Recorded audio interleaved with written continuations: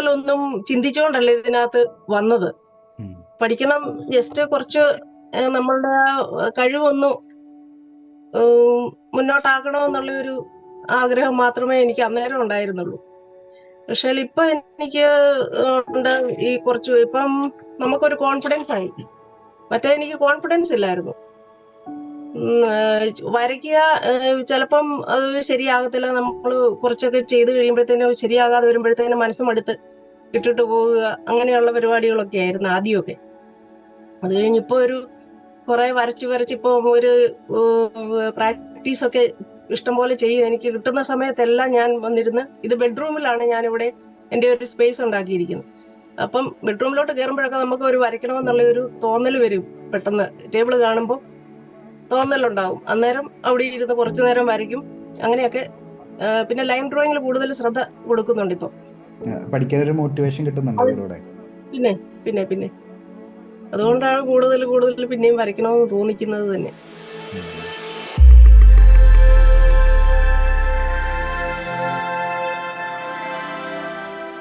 നമസ്കാരം. നമ്മുടെ ഓൺലൈൻ ക്ലാസ്സിൽ ജോയിൻ ചെയ്തുകൊണ്ട് നമ്മുടെ creativity and wellness hub students കൂട്ടായ്മയുടെ പാർട്ടായി നിന്നുകൊണ്ട് സക്സസ് ക്രിയേറ്റ് ചെയ്യുന്ന സ്റ്റുഡൻസിൻ്റെ ആ ഒരു യാത്രയെ അടുത്തറിയുന്ന പുതിയൊരു വീഡിയോയിലേക്ക് എല്ലാവർക്കും സ്വാഗതം. ഇന്ന് നമ്മോടൊപ്പം ആനിസ് മാം ഉണ്ട്.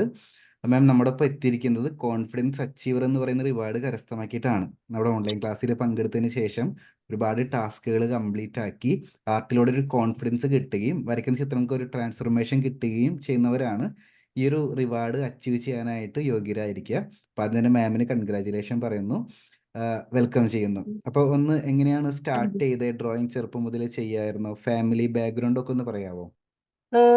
ഞാന് ചെറുപ്പത്തിൽ സ്കൂളിലൊക്കെ പഠിച്ചുകൊണ്ടിരുന്നപ്പം ചെറുതായിട്ട് വരയ്ക്കാന്ന് പറഞ്ഞാൽ എന്തെങ്കിലും നോക്കിയൊക്കെ വരയ്ക്കുക. പിന്നെ എൻ്റെ ഫാമിലിയിൽ എൻ്റെ അമ്മാവന് ഒരു ആർട്ടിസ്റ്റാണ്. അപ്പൊ അതിൻ്റെതായ ചെറിയ ഇതൊക്കെ നമുക്കും കിട്ടിയിട്ടുണ്ടായിരിക്കും, ജീൻസ്.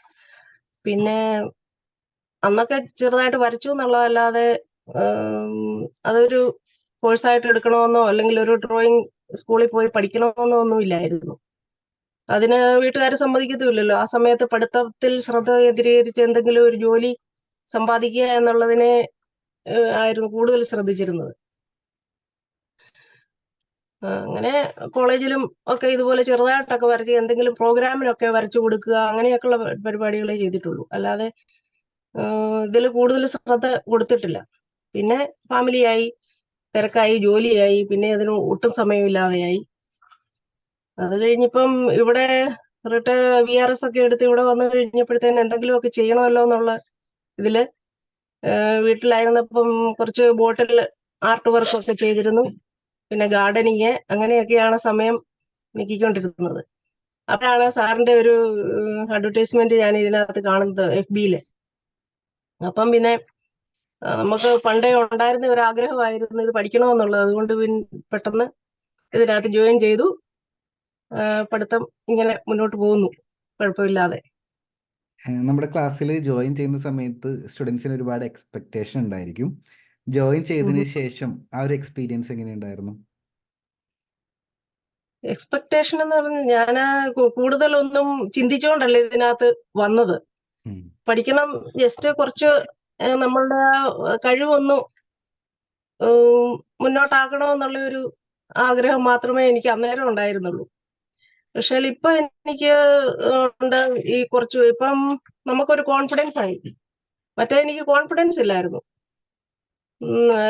വരയ്ക്കുക ചിലപ്പം അത് ശരിയാകത്തില്ല. നമ്മൾ കുറച്ചൊക്കെ ചെയ്ത് കഴിയുമ്പോഴത്തേനും ശരിയാകാതെ വരുമ്പോഴത്തേനും മനസ്സ് മടുത്ത് ഇട്ടിട്ട് പോവുക, അങ്ങനെയുള്ള പരിപാടികളൊക്കെ ആയിരുന്നു ആദ്യമൊക്കെ. അത് കഴിഞ്ഞിപ്പോ ഒരു കുറെ വരച്ചിപ്പോ ഒരു പ്രാക്ടീസ് ഒക്കെ ഇഷ്ടംപോലെ ചെയ്യും. എനിക്ക് കിട്ടുന്ന സമയത്തെല്ലാം ഞാൻ വന്നിരുന്ന്, ഇത് ബെഡ്റൂമിലാണ് ഞാനിവിടെ എൻ്റെ ഒരു സ്പേസ് ഉണ്ടാക്കിയിരിക്കുന്നത്.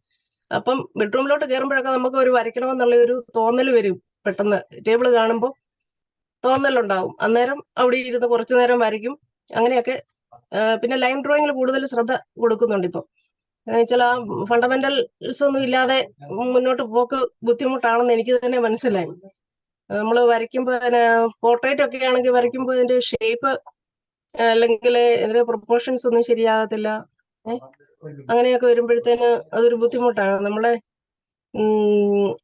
ലൈൻ ഡ്രോയിങ് ആദ്യമേ ക്ലിയർ ചെയ്യുക എന്നുള്ള ഒരു ഉദ്ദേശമാണ് ഇപ്പോൾ എനിക്കുള്ളത്. എന്നാലും അത് കൂടാതെ മറ്റുള്ളതൊക്കെ ചെയ്യുന്ന വാട്ടർ കളറിങ്ങും, എനിക്ക് പെയിന്റിങ്ങിലാണ് കൂടുതൽ താല്പര്യം. അപ്പം പിന്നെ വാട്ടർ കളറിങ്ങും അക്രലിക് പെയിന്റിങ്ങും ഇതുമൊക്കെ കുറേശ്ശെയൊക്കെ പരീക്ഷിച്ചൊക്കെ നോക്കുന്നുണ്ട്. പിന്നെ പെൻസിൽ ഡ്രോയിങ് നോക്കും. പെൻസിൽ ഡ്രോയിങ് നോക്കുമ്പോൾ നമ്മുടെ പെൻസിലിന്റെ ക്വാളിറ്റി ശരിയല്ലാത്തത് കൊണ്ടാണെന്ന് എനിക്ക് തോന്നുന്നു വരയ്ക്കുമ്പോൾ അതങ്ങോട്ട് നന്നായിട്ട് വരുന്നില്ല. കളറ് നമ്മൾ ഉദ്ദേശിക്കുന്ന രീതിയിൽ അതിലോട്ട് വരുന്നില്ല. 2-3 എണ്ണം വരച്ചിട്ടുണ്ട്. സാറ് നോക്കിയിട്ട് പറയുക. യെസ് യെസ്, ഞാൻ ചെക്ക് ചെയ്യാം. ഞാൻ ഫേസ്ബുക്ക് ഗ്രൂപ്പ് എടുത്തിട്ട് വരച്ച ചിത്രങ്ങളൊന്ന് ചെക്ക് ചെയ്ത് നോക്കാം കേട്ടോ. ഇതല്ലേ പ്രൊഫൈല്? അതെ. ഇതാണ് ആദ്യം വന്ന സമയത്ത് വരച്ച ചിത്രങ്ങളല്ലേ?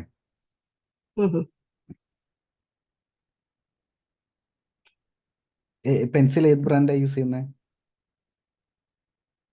പെൻസില് നട്രാജിന്റെ ആണെന്ന് നോക്കിയിട്ട് പറയാം.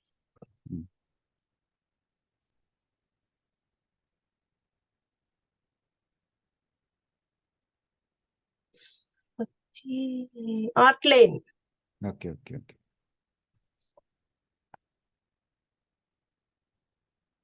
കഴിഞ്ഞ വീക്കിലി മീറ്റിംഗിൽ പങ്കെടുത്തായിരുന്നോ? ആ എങ്ങനെയുണ്ടായിരുന്നു? യൂസ്ഫുൾ ആയിട്ട് തോന്നിയോ? നന്നായിരുന്നു. വരച്ച് ഞാൻ post ചെയ്തിരുന്നേ.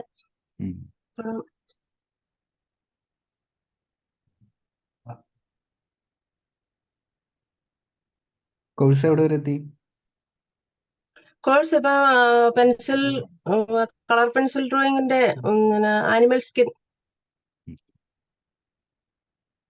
A to Z pencil drawing കോഴ്സിൽ സിമെട്രിക്കൽ ഡ്രോയിങ് എല്ലാം പ്രാക്ടീസ് ചെയ്തല്ലോ അല്ലേ നന്നായിട്ട്? കുറച്ച് പ്രാക്ടീസ് ചെയ്ത് 1-2 എണ്ണം ഒക്കെ പോസ്റ്റ് ചെയ്തിട്ടുള്ളൂ തോന്നുന്നു.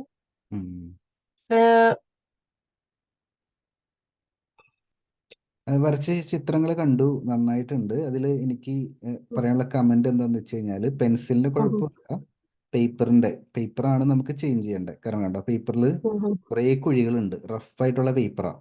അതുകൊണ്ടാണ് ഇങ്ങനെ വൈറ്റ് ഗ്യാപ്പുകൾ കാണുന്നത്. ഇത് ഡോംസിന്റെ സ്കെച്ച് ബുക്കാ.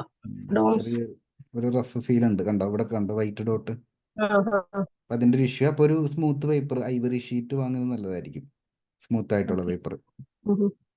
പിന്നെ കളർ പെൻസിൽ ചെയ്യുന്ന സമയത്ത് കുറച്ചും കൂടി ലെയർ ചെയ്യും. ഇപ്പോൾ ഇത് നോക്കി കഴിഞ്ഞാൽ കറക്റ്റ് മെത്തേഡിലാണ് ചെയ്യുന്നത്. ഡ്രോയിങ്ങും പെൻസിലും കളർ പെൻസിലും ഒക്കെ കറക്റ്റ് മെത്തേഡിലാണ് ചെയ്യുന്നത്.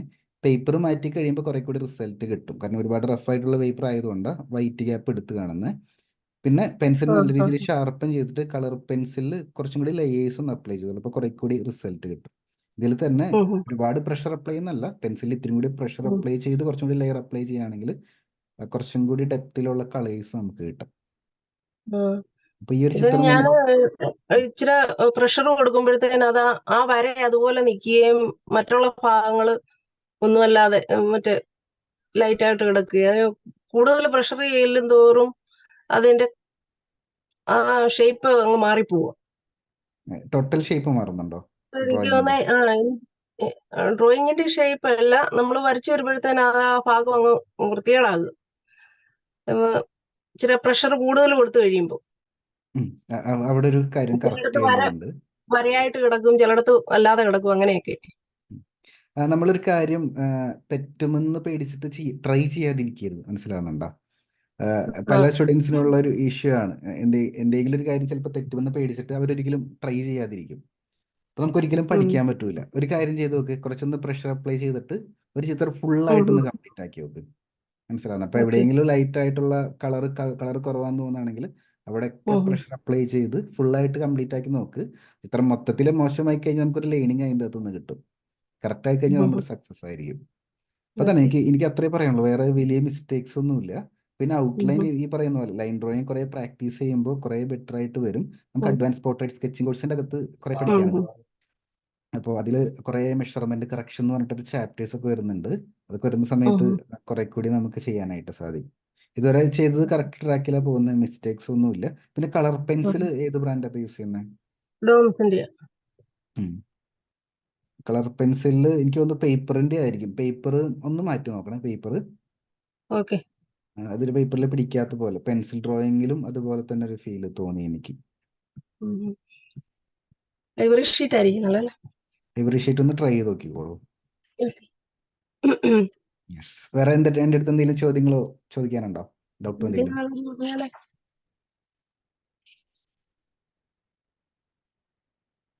മാസ്റ്റർ പീസ് ചലഞ്ചിനെ വരാൻ നമ്മൾക്ക് ക്ലാസ് ഇത് കംപ്ലീറ്റ് ചെയ്യാതെ വരാൻ പറ്റത്തില്ലല്ലേ? ഫുൾ ക്ലാസ് അത് കംപ്ലീറ്റ് ലാസ്റ്റ്. ചെയ്ത് ആയിരിക്കും വരേണ്ടത്. ഓക്കെ. അതന്ന് മീറ്റിംഗിൽ സാറ് പറഞ്ഞായിരുന്നു. ഉം. പിന്നെ കളർ പെൻസിൽ ഡ്രോയിങ് ചെയ്യുമ്പോൾ സ്മഡ്ജ് ചെയ്യുന്നുണ്ടോ? അങ്ങനെ ചെയ്യാൻ പറ്റുമോ? അതെന്താണ്? ചില നോർമലി സ്മഡ്ജ് ചെയ്യാറില്ല. ചെയ്യാറില്ല. ഉം. ചില വീഡിയോസ് ഒക്കെ കാണുമ്പോഴത്തേന് അതിനകത്ത് സ്മഡ്ജ് ചെയ്ത പോലെ ഇങ്ങനെ നല്ല ഇതിലിരിക്കുന്നത് കാണാം. അത് ചിലപ്പോൾ ഡിഫറെന്റ് പെൻസിൽസ് ആയിരിക്കും. നമ്മുടെ നോർമലി ഇപ്പോൾ ഡോംസിന്റെ പെൻസിൽ ഒന്നും സ്മഡ്ജ് ചെയ്ത് കഴിഞ്ഞാൽ റിസൾട്ട് വരില്ല. പക്ഷെ നമുക്ക് ഡിഫറെന്റ് പെൻസിൽ ഉപയോഗിച്ച് ചെയ്യാൻ പറ്റും. വൈറ്റ് പെൻസിലൊക്കെ ഉപയോഗിച്ചിട്ട് കോഴ്സിന്റെ അകത്ത് തന്നെയുണ്ട്. കോഴ്സ് കണ്ടു കഴിയുമ്പോൾ ഹോട്ടലിൽ കണ്ടു കഴിയുമ്പോൾ മെത്തേഡ്സ് ഉണ്ട്. നമുക്ക് ബേണിഷിംഗ് എന്നൊക്കെ പറഞ്ഞ മെത്തേഡ്സ് ഒക്കെ ഉണ്ട്. കണ്ടു കഴിയുമ്പോൾ ഐഡിയ കിട്ടും. സ്മഡ്ജിങ് ചെയ്യാൻ പറ്റും. സെയിം കളർ പെൻസിൽ വെച്ചിട്ട് തന്നെ സ്മഡ്ജ് ചെയ്യാം. വേറെ ടൂളുകൾ അധികം നമ്മൾ നോർമലി യൂസ് ചെയ്യാറില്ല നോർമൽ കളർ പെൻസിൽസിന്. ഓക്കെ. പിന്നെ കോമ്പറ്റീഷൻസ് എന്തെങ്കിലും ഒക്കെ വരുന്നുണ്ടെങ്കിൽ നമ്മൾ എങ്ങനെയാ അറിയുന്നത്? കേട്ടില്ല. കോമ്പറ്റീഷൻസ് ചിത്രകലയിൽ എന്തെങ്കിലും കോമ്പറ്റീഷൻസ് ഒക്കെ വരുവാണെങ്കിൽ എങ്ങനെ അറിയാൻ പറ്റും? ആർക്ക് വേണ്ടിയിട്ടാണ് കോമ്പറ്റീഷൻ നോക്കുന്നത്? നമുക്ക് അഡൽട്ടിന്റെ കോമ്പറ്റീഷൻസ് ഒന്നും ഉണ്ടാകാറില്ലേ? അഡൽട്ടിന്റെ കോമ്പറ്റീഷൻ കേരളത്തിൽ പൊതുവെ ഭയങ്കര കുറവാണ്. അത് മിക്കവാറും ന്യൂസ് മീഡിയാസ് നോക്കുക. പിന്നെ ഇൻസ്റ്റഗ്രാം പേജസ് ഉണ്ട്. ആർട്ട് റിലേറ്റഡ് ഒരുപാട് ഇൻസ്റ്റഗ്രാം പേജസ് ഉണ്ട്. ഇപ്പൊ കൊച്ചിയിലൊക്കെ ആണെങ്കിൽ കൊച്ചി റിലേറ്റഡ് കുറെ പേജസ് ഉണ്ടായിരിക്കും. അതൊക്കെ ഒന്ന് ഫോളോ ചെയ്ത് വെക്കുകയാണെങ്കിൽ അതിലൂടെ നമുക്ക് ന്യൂസ് കളക്ട് ചെയ്യാനായിട്ട് സാധിക്കും. അഡൽസിന്റെ പൊതുവെ ഞാൻ അധികം കേട്ടിട്ടില്ല കേരളത്തില്. ഓക്കെ. പിന്നെ ഞാൻ ഈ അക്രിലിക് പെയിന്റ് ചെയ്ത് 1-2 നമ്മള് ഗിഫ്റ്റ് ആയിട്ട് കൊടുത്തായിരുന്നേ. അപ്പൊ അതിനകത്ത് നമ്മുടെ ബോർഡിന് തന്നെ ഒരു 450 രൂപ വിലയാവുന്നുണ്ട്. പിന്നെ ഫ്രെയിം ചെയ്തതിന് 600 രൂപ. അങ്ങനെ വരുമ്പോഴത്തേനും നല്ലൊരു കോസ്റ്റ് ആകുന്നുണ്ട്, പെയിന്റും എല്ലാത്തിനും കൂടെ. അപ്പൊ ഈ ഫ്രെയിമിങ് ലോ കോസ്റ്റ് ചെയ്യുന്നത് അങ്ങനെ വല്ല സൗകര്യങ്ങളും എവിടെയെങ്കിലും ഉള്ളതായിട്ട്? സ്ട്രെച്ച്ഡ് ക്യാൻവാസ് ആണോ? സ്ട്രെച്ച്ഡ് അല്ല, മറ്റേ ബോർഡ്. ഓക്കെ. ബോർഡ് ഇപ്പൊ നോർമലി എങ്ങനെ ചെയ്യുന്നത്? ബോർഡ് വാങ്ങിച്ച് പെയിന്റ് ചെയ്തിട്ട് അത് ഫ്രെയിം ചെയ്യാണോ ചെയ്യുന്നത്? അത് ഫ്രെയിം ചെയ്തു. അതിനേക്കാളും നല്ലത് മനസ്സിലായി. ഗ്ലാസ് ഇല്ലാതെ. അതിനേക്കാളും നല്ലത് സ്ട്രെച്ച്ഡ് ക്യാൻവാസ് ഞാൻ കാണിച്ചു തരാം. ഏറ്റവും ബെസ്റ്റ് ഓപ്ഷൻ എന്ന് പറയുന്നത് ഞാൻ സെർച്ച് ചെയ്തത്. എന്റെ ബാക്ക്ഗ്രൗണ്ടിൽ ഇരിക്കുന്ന പെയിന്റിങ്സ് ഉണ്ടോ? അത് ക്യാൻവാസിൽ ചെയ്തിരിക്കുന്നത് അക്രിലിക് ആണ്. പക്ഷേ അത് ഫ്രെയിം ഇട്ടിട്ടില്ല. അത് സ്ട്രെച്ച്ഡ് ക്യാൻവാസിലാണ് ചെയ്യുന്നത്. സ്ട്രെച്ച്ഡ് ക്യാൻവാസ് എന്ന് പറഞ്ഞു കഴിഞ്ഞാൽ ഇതുപോലെ ഇരിക്കും. കണ്ടോ? മനസ്സിലായി. ഒരു വുഡ് ഒരു ഫ്രെയിം പോലെ സെറ്റ് ചെയ്തിട്ട് അതിൽ ക്യാൻവാസ് സ്ട്രെച്ച് ചെയ്ത്. ഇപ്പൊ എന്താ ബെനിഫിറ്റ് എന്ന് വെച്ച് കഴിഞ്ഞാൽ ഇത് ചുവരിൽ തൂക്കണമെങ്കിൽ ഇവിടെ 2 ആണി അടിച്ചാൽ മതി, ഇതിലേക്ക് കൊണ്ട് കൊളുത്താൻ പറ്റും. അപ്പൊ ബോഡി യൂസ് ചെയ്യണേക്കാളും നല്ലത് ഡ്യൂറബിളും സ്ട്രെച്ച്ഡ് ക്യാൻവാസും ആണ്. ഇപ്പൊ നമുക്ക് ഫ്രെയിമിന് എക്സ്ട്രാ ഫ്രെയിം ഇടേണ്ട ആവശ്യമില്ല. അപ്പൊ എക്സ്ട്രാ പൈസ നമുക്ക് അവിടെ ലഭിക്കാൻ പറ്റും. അപ്പൊ അതൊന്ന് ട്രൈ ചെയ്ത് നോക്കി. അത് ഡിഫറെന്റ് സൈസിലും ഡിഫറെന്റ് ഷേപ്പിലൊക്കെ അവൈലബിൾ ആണ്. ആർട്ട് ഷോപ്പിൽ പോയി കഴിഞ്ഞാൽ ഇതുപോലെ തന്നെ ഡിഫറെന്റ് സൈസിലെല്ലാം സ്ട്രെച്ച്ഡ് ക്യാൻവാസ് കിട്ടും. ട്രൈ ചെയ്ത് നോക്കി. ഞാനിത് ഓൺലൈൻ വരുത്തിക്കായിരുന്നു. നമ്മളങ്ങനെ പുറത്ത് അധികം പോകാറില്ല. വീട്ടില് ഇത് ഒരു വില്ലേജ് ഏരിയ ആണല്ലോ, പൊൻകുന്നം സൈഡ് ആകുമ്പോ നമുക്കങ്ങനെ. അല്ലെങ്കിൽ കൊച്ചിക്ക് വരുമ്പോഴാണ്, മോൾ അവിടെയാണ് പഠിക്കുന്നത്, ഭാഷ പഠിക്കുന്നുണ്ട്, ജർമ്മൻ പഠിക്കാനായിട്ട് അവിടെയാണ്. അപ്പം അവിടെ വന്നപ്പം ഞങ്ങൾ ഫീനിക്സ് എന്ന് പറഞ്ഞ ഒരു കടയിൽ കയറി, ആർട്ടിന്റെ. ഞാൻ സാറിനോട് നേരത്തെ ചോദിച്ചായിരുന്നു കടകളുടെ കാര്യം. അപ്പം അത് ഒത്തിരി ദൂരമായി പോയി. അതുകൊണ്ട് പിന്നെ ഞങ്ങൾ ആ കൊച്ചിയിൽ തന്നെ അന്വേഷിച്ച് അവിടെ ഫീനിക്സ് എന്ന് പറഞ്ഞ ഒരു കടയിൽ കയറി. അവിടെ നിന്നാണ് കുറച്ച് ആർട്ട് മെറ്റീരിയൽസ് ഒക്കെ വാങ്ങിച്ചത്. നമുക്ക് ആമസോണിൽ അവൈലബിൾ ആണ്. പിന്നെ കൊച്ചിയിൽ ക്രാഫ്റ്റ് സ്റ്റേഷൻ എന്ന് പറഞ്ഞൊരു ഷോപ്പ് ഉണ്ട്. അവർക്ക് കൊറിയർ സർവീസ് ഉണ്ട്. അപ്പോൾ വാട്സപ്പ് വഴി ചാറ്റ് ചെയ്ത് പർച്ചേസ് ചെയ്യാൻ പറ്റും. ഇപ്പോൾ ക്ലാസ് തീരുമ്പോൾ എനിക്കൊന്ന് മെസ്സേജ് കഴിഞ്ഞാൽ അവരുടെ നമ്പർ ഞാൻ അയച്ചു തരാം. ക്രാഫ്റ്റ് സ്റ്റേഷനോ? ക്രാഫ്റ്റ് സ്റ്റേഷൻ കാക്കനാടാണ് വരുന്നത്.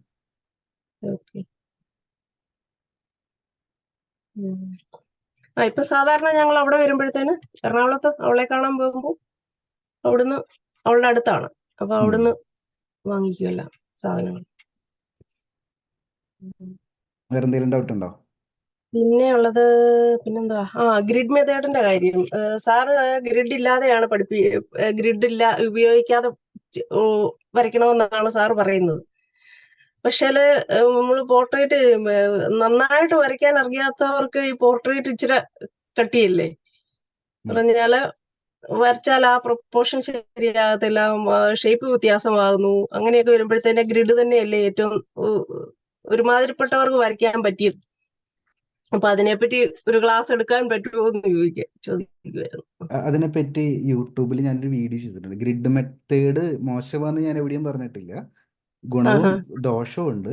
നമ്മുടെ കോഴ്സിൽ ഗ്രിഡ് ഫോക്കസ്ഡ് അല്ല. നമ്മുടെ കോഴ്സിൽ ഗ്രിഡ് ഫോക്കസ് ചെയ്ത് കഴിഞ്ഞാൽ എന്താ പ്രശ്നം എന്ന് വെച്ച് കഴിഞ്ഞാൽ എല്ലാ സ്റ്റുഡൻസും ഗ്രിഡ് മാത്രം വെച്ച് വരയ്ക്കും. പിന്നെ അവർക്ക് നെക്സ്റ്റ് ലെവലോട്ട് ഇമ്പ്രൂവ് ചെയ്യാൻ പറ്റില്ല. അതുകൊണ്ടാണ് ഗ്രിഡ് നമ്മുടെ കോഴ്സിൽ നിന്ന് ഒഴിവാക്കി വെച്ചിരിക്കുന്നത്. ഗ്രിഡ് വരയ്ക്കുന്നത് തെറ്റൊന്നുമല്ല. വലിയ നമുക്ക് കമ്മീഷൻ വർക്കൊക്കെ ചെയ്യുന്ന സമയത്തൊക്കെ ഗ്രിഡൊക്കെ യൂസ് ചെയ്യാനായിട്ട് പറ്റും. പക്ഷേ ഗ്രിഡ് ചെയ്യുന്ന സമയത്ത് അതിന് ബെനിഫിറ്റും ഉണ്ട്, അഡ്വാൻറ്റേജും ഉണ്ട്, ഡിസഡ്വാൻറ്റേജും ഉണ്ട്. അതിൻ്റെ ഒരു വീഡിയോ ഞാൻ ചെയ്തിട്ടുണ്ട് കേട്ടോ. ഞാനത് ചാറ്റിലോട്ട് അയക്കാം. യെസ്. അപ്പോൾ എനിക്ക് അങ്ങോട്ട് ചോദിക്കാനുള്ളത്, നമുക്കൊരു ഗോൾ സെറ്റ് ചെയ്യണം. അടുത്ത 1 ഇയറിലോട്ട് ആർട്ടിലേക്ക് ഒരു ഗോൾ സെറ്റ് ചെയ്യാൻ പറഞ്ഞു കഴിഞ്ഞാൽ പെട്ടെന്ന് എന്തായിരിക്കും മനസ്സിലോട്ട് വരുന്നുണ്ടായിരിക്കുക? പെട്ടെന്ന് ഞാൻ ഉദ്ദേശിച്ചത് നമ്മൾ സ്വന്തമായിട്ട് വരച്ച് ഒരു കടയിടുക, അല്ലെങ്കിൽ ഒരു ഷോപ്പിൽ നമ്മുടെ ഇത് കൊടുക്കുക എന്നുള്ളതായിരുന്നു. സ്വന്തമായിട്ട് കട ഇടുവോ അല്ലെങ്കിൽ നമ്മൾ വരയ്ക്കുന്നത് എവിടെയെങ്കിലും കൊടുക്കുവോ, അങ്ങനെ ഒരു ഏണിങ് ഉണ്ടാക്കാം എന്നുള്ളതായിരുന്നു എന്റെ ചിന്ത. പക്ഷെ ഇപ്പം അത്രയ്ക്കൊന്നും ആയിട്ടില്ല, അതുവരെ എത്തിയിട്ടില്ല എന്നുള്ളത് ഒരു ഇതാണ്, ഫാക്റ്റാണ്. അതിനെ കുറിച്ച് ഞാൻ ക്ലാരിറ്റി വരുത്തി തരാം. ആർട്ട് മെറ്റീരിയൽ സെല്ല് ചെയ്തിട്ട് പൈസ ഉണ്ടാക്കുന്നതിനെ കുറിച്ച് ചിന്തിക്കുന്ന സമയത്ത് ഏറ്റവും ഫാസ്റ്റ് ആയിട്ടുള്ളതും നമുക്ക് ഏറ്റവും പെട്ടെന്ന് ഇംപ്ലിമെന്റ് ചെയ്യാൻ പറ്റുന്നതുമായിട്ടുള്ള ഒരു മെത്തേഡ് എന്ന് പറയുന്നത് കമ്മീഷൻഡ് ആയിട്ടുള്ള വർക്ക് എടുക്കുക എന്നുള്ളതാണ്. നേരെ തിരിച്ച് ഇപ്പൊ ഞാൻ ഇഷ്ടമുള്ളൊരു പെയിന്റിങ് ചെയ്യുന്നു, അത് ഞാൻ സെല് ചെയ്യാൻ ശ്രമിക്കുന്ന സമയത്ത് കുറേ സമയം എനിക്ക് എടുക്കും. കാരണം ഒരു ഷോപ്പിൽ കൊണ്ടുവന്ന് വെക്കണം, അത് ചിലപ്പോൾ സെല്ലാവില്ല, ചിലപ്പോഴേ സെല്ലാവുള്ളൂ, സെല്ലായി കഴിഞ്ഞാൽ മാത്രമേ എനിക്ക് പൈസ കിട്ടുള്ളൂ. അങ്ങനെ ഒരുപാട് പ്രതിസന്ധികൾ നമുക്കുണ്ട്. പക്ഷെ കമ്മീഷൻ വർക്ക് എന്ന് പറഞ്ഞു കഴിഞ്ഞാൽ ഒരാൾ നമ്മുടെ അടുത്ത് ചോദിക്കും, എൻ്റെ ഒരു വർക്ക് ചെയ്തു തരുമോ, എൻ്റെ ഒരു പോർട്രേറ്റ് ഉണ്ട്, അല്ലെങ്കിൽ എൻ്റെ ഫാമിലി ഫോട്ടോ ഉണ്ട്, ചെയ്തു തരുമെന്ന് ചോദിക്കുന്ന സമയത്ത് നമ്മൾ നേരത്തെ പൈസ വാങ്ങിച്ച് വർക്ക് ചെയ്തു കൊടുക്കുന്ന ഒരു മെത്തേഡാണ്. അപ്പോൾ സ്റ്റാർട്ടിങ് സ്റ്റേജിൽ എപ്പോഴും റെക്കമെൻഡബിൾ ആയിട്ടുള്ളത് കമ്മീഷൻ വർക്ക് എടുത്ത് സ്റ്റാർട്ട് ചെയ്യുക എന്നുള്ളതാണ്. അത് നമുക്ക് ഫാമിലി മെമ്പേഴ്സിന്റെ അകത്ത് തന്നെ നമ്മൾ വരയ്ക്കുന്ന ഒരാളാണ് എന്നുള്ള ഒരു നോളജ് കൊടുത്തു കഴിഞ്ഞാൽ അതിന്റെ അകത്ത് നിന്ന് തന്നെ ഫസ്റ്റ് വർക്കുകൾ നമുക്ക് കിട്ടും. അപ്പൊ അത് പെയ്ഡ് ആയിട്ട് എടുക്കാൻ പറ്റിക്കഴിഞ്ഞാൽ നമുക്ക് നല്ലൊരു സ്റ്റാർട്ട് ആയിരിക്കും. അപ്പൊ ആ ഒരു മെത്തേഡിൽ നീങ്ങുന്നതായിരിക്കും ഏറ്റവും ബെസ്റ്റ്. കഴിഞ്ഞതിന് മുന്നത്തെ വീക്കിലി മീറ്റിംഗിൽ കമ്മീഷൻ വർക്കിനെ കുറിച്ച് നമ്മൾ കുറച്ചധികം നോട്ട് ചെയ്ത് വെച്ചിട്ട് ഫാമിലി മെമ്പേഴ്സിന്റെ അകത്തുനിന്ന് ഒരു വർക്ക് എടുക്കാനായിട്ട് ശ്രമിച്ചോളൂ.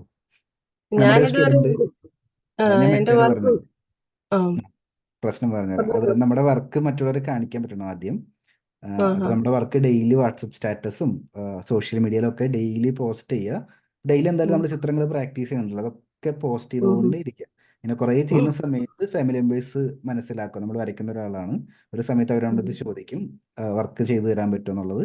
അപ്പോൾ ക്ലാസ്സിൽ നമ്മൾ പറഞ്ഞ പോലെ തന്നെ പ്രൊഫഷണലി ഡീൽ ചെയ്ത് കഴിഞ്ഞാൽ നമുക്ക് പേയ്മെന്റ് എടുത്തുകൊണ്ട് കമ്മീഷൻ വർക്ക് ചെയ്തു കൊടുക്കാനായിട്ട് സാധിക്കും. അങ്ങനെ ഒരാൾക്ക് ചെയ്തു കൊടുക്കുക എന്നുള്ളതാണ് ഏറ്റവും വലിയ ബുദ്ധിമുട്ടുള്ള കാര്യം. ഒരാൾക്ക് ചെയ്തു കൊടുത്തു കഴിഞ്ഞാൽ നമ്മൾ തന്നെ കുറെ കൂടി കോൺഫിഡന്റ് ആവും, അടുത്തടുത്ത് വർക്ക് പെട്ടെന്ന് പെട്ടെന്ന് നമുക്ക് കിട്ടും.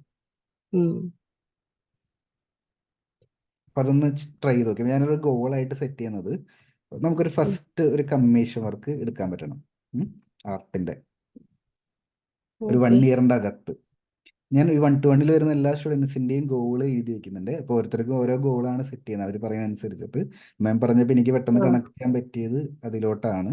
നമുക്ക് ചെയ്യാൻ പറ്റും. ഇപ്പോൾ ഓൾറെഡി പോർട്രേറ്റ് ഒക്കെ ചെറുതായിട്ടൊക്കെ വരച്ചു തുടങ്ങിയില്ല. ഇനി കുറച്ചും കൂടി പ്രാക്ടീസ് ചെയ്ത് advance portrait sketching course complete ആകുമ്പോഴേക്കും ഭയങ്കര കോൺഫിഡന്റ് ആയിരിക്കും. ഔട്ട്ലൈൻ കൃത്യമായിട്ട് നമുക്ക് വരയ്ക്കാൻ പറ്റും. പിന്നെ ഷെയ്ഡിങ്ങിന്റെ പ്രാക്ടീസ് കൂടി ഉണ്ടെങ്കിൽ ഷെയ്ഡിങ് കൂടി ഇമ്പ്രൂവ് ആവും. പ്രത്യേകിച്ച് ആ പേപ്പർ എന്തായാലും മാറ്റണം. പേപ്പർ മാറ്റുമ്പോൾ തന്നെ അപ്പോൾ തന്നെ നല്ല ഡിഫറൻസ് നമുക്ക് മനസ്സിലാക്കാൻ പറ്റും. നമുക്ക് കോൺഫിഡൻസ് ഒരു പോർട്രേറ്റ് വരച്ചിട്ട് അതാ മറ്റേ ഗ്രാഫൈറ്റ് പെൻസ് പൗഡർ ഇട്ട് ചെയ്ത് നോക്കിയത്. പക്ഷെ ശരിയാ, അവിടെ എവിടെയും പാച്ചസ് പോലെയാകുന്നു. എന്ത് ഉപയോഗിച്ചിട്ട് അപ്ലൈ ചെയ്ത ഗ്രാഫൈറ്റ് പൗഡർ? ബ്രഷ് വെച്ച്. ഓക്കെ. വരച്ച ചിത്രം നന്നായിട്ടുണ്ട്. ഈ പറഞ്ഞ പോലെ പാച്ചസ് വരാനുള്ള റീസൺ ചിലപ്പോ ഒന്നില്ലെങ്കിൽ പേപ്പറിന്റെ പേപ്പറിന്റെ ആയിരിക്കും, അല്ലെങ്കിൽ ബ്രഷ് ഉപയോഗിച്ച് ചെയ്യുന്ന സമയത്ത് പ്രഷർ കൊടുക്കരുത്. ബ്രഷ് വളരെ സോഫ്റ്റ് ആയിട്ട് വേണം ഹാൻഡിൽ ചെയ്യാനായിട്ട്. ആയിട്ട് കൊടുക്കണം. മെയിൻലി അങ്ങനെ കുറച്ച് ഡാർക്ക് ആയിട്ടുള്ള ഗ്രാഫൈറ്റ് പൗഡറിന്റെ റിസൾട്ട് ആണ് വേണ്ടെങ്കിൽ ബ്രഷിന് പകരം നമ്മൾ യൂസ് ചെയ്യുന്നുണ്ടായിരിക്കുക കോട്ടൺ ആയിരിക്കും. കോട്ടൺ ഗ്രാഫൈറ്റ് പൗഡറിൽ മുക്കിയിട്ടായിരിക്കും നമ്മൾ അപ്ലൈ ചെയ്യുന്നത്. ഓക്കെ. അപ്പൊ അതൊന്ന് ട്രൈ ചെയ്ത് നോക്കിക്കോ. അത് സ്മൂത്ത് പേപ്പറിൽ ഈ പേപ്പറിൽ ട്രൈ ചെയ്യണ്ട, സ്മൂത്ത് പേപ്പർ വരുന്ന സമയത്ത് ഐവറി ഷീറ്റ് ട്രൈ ചെയ്ത് നോക്കിക്കോ. ഓക്കെ. യെസ്, വേറെ എന്തെങ്കിലും ചോദിക്കാനുണ്ടോ? ഇത്രയൊക്കെ ഉള്ളായിരുന്നു. യെസ്. കോഴ്സിന്റെ ടോട്ടൽ എക്സ്പീരിയൻസ് എങ്ങനെയുണ്ട്? റെക്കോർഡർ ക്ലാസ്സുകൾ കാണുമ്പോഴും വീക്കിലി മീറ്റിങ്ങിലോട്ട് വരുന്ന സമയത്തും, കൂടാതെ എനിക്ക് കൂടുതൽ ചോദിച്ചറിയാനുള്ളത് ഫേസ്ബുക്ക് ഗ്രൂപ്പ് എങ്ങനെ യൂസ് ചെയ്യുന്നു എന്നുള്ളതാണ്. ഫേസ്ബുക്ക് ഗ്രൂപ്പിന്റെ അകത്തുനിന്ന് മറ്റുള്ള സ്റ്റുഡൻസിന്റെ സപ്പോർട്ട് എങ്ങനെയുണ്ട്? ഫേസ്ബുക്ക് ഗ്രൂപ്പിൽ ഞാൻ മിക്കവാറും തന്നെ ദിവസം എന്നോണം ഞാൻ ഓരോന്നും പോസ്റ്റ് ചെയ്യുന്നുണ്ട്. മറ്റുള്ളവർക്ക് സപ്പോർട്ട് ചെയ്യാം, കാണുന്ന പടങ്ങൾ എല്ലാം ഞാൻ സപ്പോർട്ട് ചെയ്യുന്നുമുണ്ട്, ലൈക്ക് കൊടുക്കുന്നുണ്ട്, അത്യാവശ്യം ചിലർക്കൊക്കെ കമന്റും ഇടുന്നുണ്ട്. പിന്നെ അവര് നമ്മൾ സപ്പോർട്ട് ചെയ്യുന്നുണ്ട്. അതുപോലെ പഠിക്കാനൊരു മോട്ടിവേഷൻ കിട്ടുന്നുണ്ട് അതിലൂടെ. പിന്നെ പിന്നെ പിന്നെ അതുകൊണ്ടാണ് കൂടുതൽ പിന്നെയും വരയ്ക്കണമെന്ന് തോന്നിക്കുന്നത് തന്നെ. യെസ്. അപ്പൊ ഒരുപാട് സന്തോഷം. ഞാൻ വൈൻഡപ്പ് ചെയ്തേക്കട്ടെ. ഓക്കെ. അപ്പൊ നമ്മുടെ ഗോള് മറക്കണ്ട. ഞാൻ ചുരുക്കി പറഞ്ഞത് പേപ്പർ ഒന്ന് മാറ്റണം. പിന്നെ നമ്മുടെ കളർ പെൻസിലിൽ ആ മെത്തേഡുകൾ പഠിക്കുമ്പോൾ തന്നെ ബ്ലെൻഡിങ് ചെയ്യാൻ നമ്മൾ ഓട്ടോമാറ്റിക്കലി പഠിക്കും. പിന്നെ advance portrait sketching course complete ആകുമ്പോഴേക്കും നമുക്ക് പോർട്രേറ്റിൽ കുറെ കൂടി ഇപ്പോൾ ഓൾറെഡി നന്നായിട്ട് വരയ്ക്കുന്നുണ്ട്. ചെറിയ മൈന്യൂട്ട് മെഷർമെന്റ് ഒക്കെ ഡിഫറൻസ് ഒക്കെ ഇപ്പം നമുക്ക് ഉണ്ടാവുള്ളൂ. അതൊക്കെ നമുക്ക് കറക്റ്റ് ചെയ്യുന്ന മെത്തേഡ് ഉണ്ട്. അതെല്ലാം കഴിയുമ്പോഴേക്കും പോർട്രേറ്റിൽ കുറെ കൂടി കോൺഫിഡന്റ് ആവും. ഇപ്പൊ മുതൽ വരയ്ക്കുന്ന ചിത്രങ്ങളെല്ലാം സോഷ്യൽ മീഡിയയിൽ പോസ്റ്റ് ചെയ്യുക. ഡെയിലി വാട്സപ്പിൽ സ്റ്റാറ്റസ് ഇടാനും നോക്കിക്കോളൂ. ഇപ്പൊ മുതൽ നമ്മളൊരു ആർട്ടിസ്റ്റ് ആണ് ആൾക്കാരെ അറിയിച്ചുകൊണ്ടിരിക്കുക. ഒരു സമയത്ത് ഒരു വർക്ക് വരുന്ന സമയത്ത് പ്രൊഫഷണലി ഡീൽ ചെയ്ത് ആ വർക്ക് എടുക്കാനും വർക്ക് കിട്ടിക്കഴിഞ്ഞ് ഫുൾ എമൗണ്ട് നമ്മുടെ എത്തുന്ന സമയത്ത് എന്നെ ഇൻഫോം ചെയ്യാനും മറക്കരുത്. ഓക്കെ. അപ്പോൾ all the best. Thank you. Thank you sir.